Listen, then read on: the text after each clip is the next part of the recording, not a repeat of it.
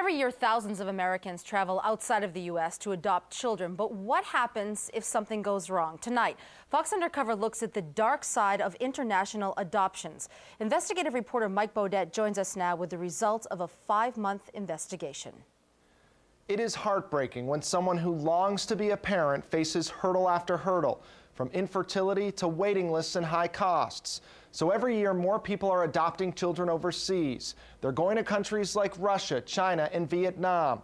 And while parents usually have the best intentions, we've discovered the international adoption process is polluted with allegations of stolen children, fraud, and corruption.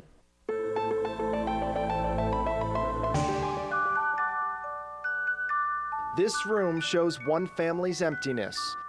Her teddy bear is there, so is her crib. These are her toys. Jacqueline's name is even on the door, but she's not here.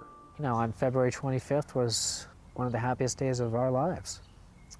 And on March 6th, it was one of the saddest. On February 25th, the Graces of Swansea got the call they'd been waiting for. A baby girl from Vietnam was available for adoption. I mean, as a family, it's one of the most exciting things if you adopt to get the referral. And I mean, just like anybody else, we were very excited. But on March 6th, an agent from the Immigration and Naturalization Service knocked on the Graces' door. And then when he arrived that evening, informed our family that the child wasn't even available to be referred out. That's because the child was already promised to another family in another country. And that as of March 7th, the child was going to be in the care of her new family. And that was a week before we were supposed to travel. What do you think was really going on here? I think that they gave us a fraudulent referral in order to get my family to travel to Vietnam. And then once we got to Vietnam, they were going to say, the child's not available, here's another kid. The Alves of Agawam had 2 boys, but dreamed of an even bigger family. They wanted to adopt 2 girls from Vietnam. The adoption agency called in 1998. Sue, I have these 2 little girls available. They're born within 4 days apart. But the facilitator has told me that these little girls have been together since they were abandoned, and she just needs for them to remain together. But then she got another phone call. We're really sorry, but the government has changed their rules, and in Vietnam now you can't adopt 2 healthy children. You can only adopt 1 at a time. So Sue traveled to Vietnam thinking she was adopting one of her daughters named Ha, but she came home with Paige, another little girl. When we came home, I said, okay, when am I traveling to get Ha? There were a lot of excuses, and Sue never adopted Ha. At one point in time, they told me that I couldn't come back to get Ha because they needed back original documents that they had given me. So that makes you wonder, well, what did they do with these documents? Did they use them for another family? I mean, what was the purpose? Both these families had problems, and they have another thing in common. They both used the same agency, Teddy Bear Adoptions here in northern Florida. Fox Undercover tracked down the executive director to find out what went wrong. You want to try? Teddy Hedstrom runs Teddy Bear Adoptions. We asked her about the Graces. Why were they offered a child who they couldn't adopt? With the Grace situation, we were given a referral of a child in Vietnam, and unfortunately, the same referral was given out to another agency. Hedstrom gave Fox Undercover this document indicating a mistake was made by the government in Vietnam when it offered the same child to both the Graces and another couple. Baby? Huh? But what about Sue Alves? While she's thankful for the daughter she did adopt, she wonders what happened to the other little girl. It seems like a bait and switch. People are offered referrals and then the children aren't available. Absolutely not. We are given referrals by the Vietnamese government. They give the referral to the facilitator, and the facilitator gives the referral to the agency. And we have no way of knowing who all the referral has been given to. That's just one thing that INS is worried about. Its website warns about illegal adoptions in Vietnam.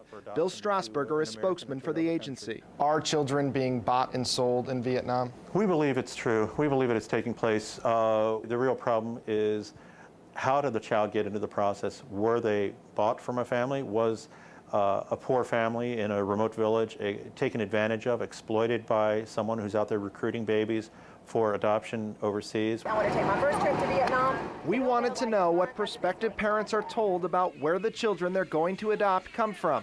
So we brought our hidden cameras to a reunion for families who have adopted children through Teddy Bear Adoptions.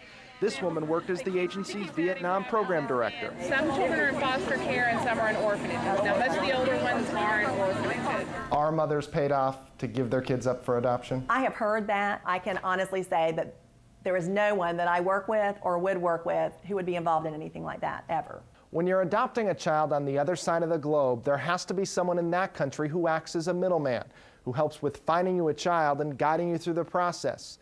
These people are called facilitators. Nationality Vietnamese. Miley Latrace works in Vietnam as a facilitator for teddy bear adoptions and facilitated the adoptions for both the Graces and the Alves. When the Alves had problems with their adoption, Hedstrom actually stopped working with Latrace, but earlier this year renewed the relationship. Are you convinced Miley Latrace is reputable? Completely. I'm completely convinced. Even given the fact that you stopped working with her at one point? Yes, I am. And here's what we heard about Latrace at the teddy bear reunion. And she has so many different social workers she works with in Vietnam. I mean, just about anything. Any child you want, just say what age and she can do that. But Fox Undercover talked to a former employee of Teddy Bear Adoptions who has serious concerns about Miley Latrace. She's bad news for children, she's bad news for families, and she has put international adoption at risk because of the way she's handling her business. Deirdre Dudley quit her job at Teddy Bear Adoptions earlier this year when the agency started working with Latrace again. She has questions about where Latrace finds the children. We know that those children are not in the orphanages. She says they're in foster homes. I'm skeptical. I believe that many times these children are being taken away from their birth families. We called Miley Latrace in Vietnam for her side of the story. Are children stolen from their parents? Stolen? I would say absolutely not. Most birth mothers are single, poor, destitute, and really don't want their children. Are you doing anything illegal with these adoptions? No, I'm not. International adoption is a big business with little oversight. Americans are paying $10,000 to $20,000 to adopt a child in a country where the average income is $400 a year. That's a lot of money to go around, but many of the fees are just not evident. It gives rise to the possibility that money is being used for bribes or used to generate false documentation. The INS spokesman would not talk specifically about Miley Latrace, but Fox Undercover has learned that INS is investigating her. Go, yay, Alyssa! Teddy Hedstrom points to the majority of her families who are satisfied. We've worked very hard to earn a very good reputation, and 1 or 2 or 3 or 4 unhappy families are not going to change that. Sean Grace says the whole experience has drained him, financially and emotionally. It's been a nightmare. I mean, you go into this with the best intentions, and you can't ever imagine anyone doing anything like this. And Sue Alves still carries a picture of the little girl she was supposed to adopt. I wonder every day, is she okay? Who is she really with? Does she have a family in America or in another country? Since Fox Undercover started investigating, Teddy Hedstrom says she's stopped doing adoptions in Vietnam for now. She also gave the Graces back $5,000 for their adoption. And we've learned the Florida Department of Children and Family Services is now investigating complaints against teddy bear adoptions. Tomorrow, an international adoption nightmare. An Ashland woman is held hostage in Vietnam by people demanding money. Aren't you wealthy Americans? You Americans come over here and adopt children and you have money. What's being done to protect American families when they adopt overseas? That story tomorrow at 10. I'm Mike Bodette for Fox Undercover.